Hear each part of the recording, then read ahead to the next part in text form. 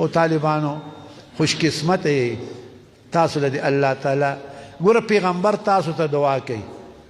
ملائکی تاسو ته دعا کوي مؤمنان تاسو ته دعا کوي هغه پریدا میان کبان تاسو ته دعا کوي میږي پزما کی تاسو ته دعا کوي په هوا کې مرغۍ تاسو ته دعا کوي نو مونږه تاسو بس کو مونږ به علم کې کوشش کوو بس چې الله تعالی رالا علم با عمل راکی الله تعالی دې زموږ اساس او استقامت نصیب کی او طالبانو تاسو ټول کلیتاب مارغان پیسې نه لري نور دغه شان اریان محبت در کې ډیر دی نو ما دي طالبانو لا زه عام یو شی ورکوم دوام سره عام شی ته کوي شوم سره مې ډیر بد شي ځکه حدیث کې راځي شوم د الله دشمنی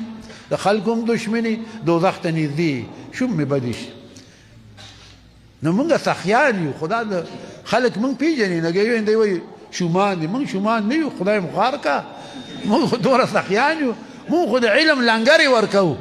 پوه شي او ورسره د ډوډۍ لنګري هم ورکو خانه خدای نه پوهېږي دی وایي دی شومان نو طالبانو ما کې شمواله نشته دی هر عالم کې شمواله نه ښه نو تاسو ته یو خبره کوم بیا به په کار راځي اوس خو تاسو نه کرکڼې سر کونه نه پیژنې خو رستو با په کار راځي چې کله پیسو ته حاجت که نه انساني ضرورت راشي ماښام د لمونځ نه پس یو د پاسه سل ځله الله صمد وایي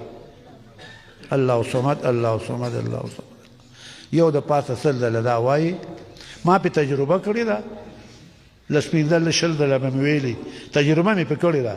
تاسو دپاره ښه نو به دا وایي الله به ستاسو جیب نه خالي کوي ګزاره به دې کېږي د ته نور څه کې ته څه جیزونه اخلې ځان له خو بس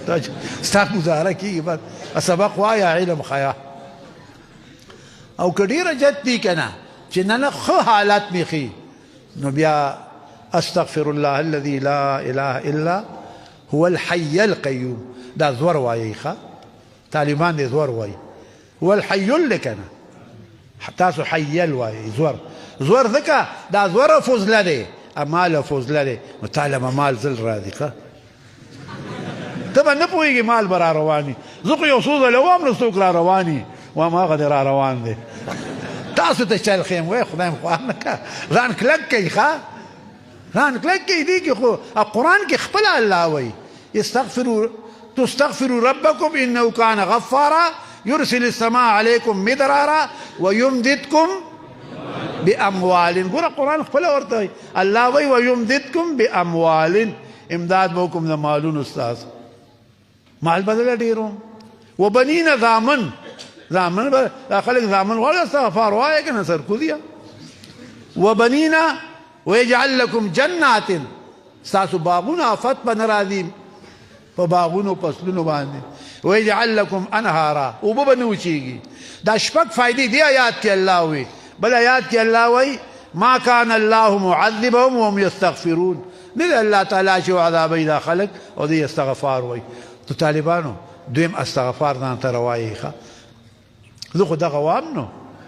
تاسو ته مې اجازت دی وایي ډېر عجیبه دغه دي په کې په خپله وپوه شي ښه